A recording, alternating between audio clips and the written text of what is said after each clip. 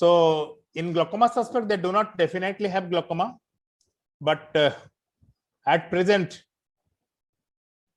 they are not glaucomatous patient, but they are suspicious of glaucoma. So it revolves around three mechanisms: either raised IOP, visual field defect, or optic nerve head problems, or RNFL defects. One or more of the following in at least one eye is very important. IOP consistently 21 millimeter of mercury or high in applanation. Optic disc appearance suggestive of glaucomatous cupping. Appearance of the disc, there is a difference in both the eyes of more than 0.2. Diffused or localized abnormalities of RNFL. Visual field suspicious for early glaucomatous damage. Ocular double angle more than 180 degree in iridotrabecular contacts with normal IOP and no optic nerve damage can also suggestive of angle closure glaucoma. How glaucoma suspects are identified? It can be identified with ocular or non-ocular causes, either in the diabetic retinopathy or on medication of SCQ, steroid, ethambutol, for their drug toxicity, or screening of the family members, because first generation family members are most prone. Risk factor of developing glaucoma: consistently high IOP more than 30, thin central corneal thickness, CD ratio more than 0.7, older age group, visual field has to be noted, exfoliation or pigment dispersion syndrome, optic disc hemorrhages are family history.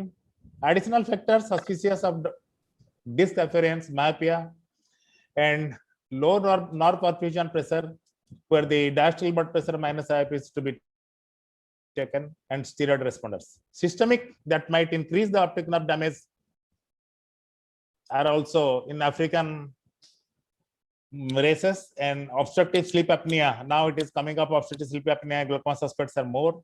Diabetes, hypertension, cardiovascular disease, thyroid, myopia, all prone for this. Patient history with patients should be always noted. Ocular history, because the history of trauma the patient may miss sometimes. Family history is most important, because our first degree of children, parents, sons and daughters, they are more prone for glaucoma. So history of ocular surgery is also important. Cataract surgery may lower the IOP. LASIK, SMILE, PRK can be associated with falsely IOP measurement due to corneal thinning. So all the time pachymetry readings should be re-entered in the record. Previous collagen cross-linking for keratoconus, the results are in corneal stiffening, leading to increased and false reading of eye applanation. Initial glaucoma suspects evaluation. Progressive change in optic nerve or visual field is the definite feature of glaucoma. To detect any change of IOP or optic nerve visual field status should be noted. Baseline documentation is very important. Documentation in all cases should be important. All, whether in cornea, glaucoma, medical legal cases, documentation is very essential in our profession. So ocular hypertension, lowering of elevated IOP reduces the risk of developing glaucomatous visual field. Preferably, applanation tonometer should be used. Diurnal variation and its peak should be noted. Inter-eye asymmetry should be noted specially. Central corneal thickness is very important, because the POS is greater in eyes with less than 515 micron, or it is eyes having corneal thickness of 588 micron. So thinner corneas underestimate the IOP, while thicker corneas overestimate the corneal edema.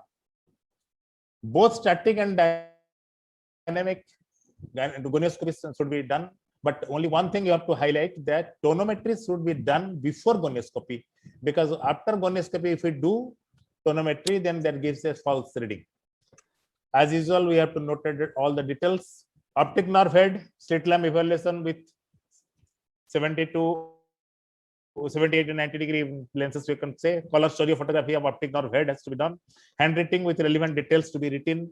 Imaging of optic nerve head, RNFL defect, macular for ganglion cell analysis should also be done. Few examples here I am to quote, because the contour cupping and color cupping gives rise to misconception of a cup, but here the diversion of the blood vessels is more important. Here the inferior thinning, and here the neuroretinal thinning is more important. Here in the disc hemorrhage is shown only in photographs, which we may miss in clinical finding. So visual field, as usual, we have to do standard automated perimetry at 24 to 10 true diopters. Frequency of doubling technology and shortwave automated perimetry can detect glaucomatous changes earlier than SAP. For example, in a case here, you just note, vision is 6x6, 20x20 with minus 4.5 diopters. If patient is myopic, intraocular pressure is 13 and 14, corneal thickness 5 and 30, and the CD ratio is 0.8. So it is a case of even the gonio is open angle, and it is a suspected case of glaucoma suspect. Here is another example where the patient is a diabetic and the brother is operated for glaucoma. So we have to suspect, even the IOP is 24 and 25, we have to think of the glaucoma suspect. Here in this case, the notch in the superior neuroretinal rim is very important, corresponding to RNFL defect. IOP in normal range, standard automated perimetry and this suspect monitor can be done. So to conclude, periodic checkup is necessary in glaucoma suspects to monitor the progression.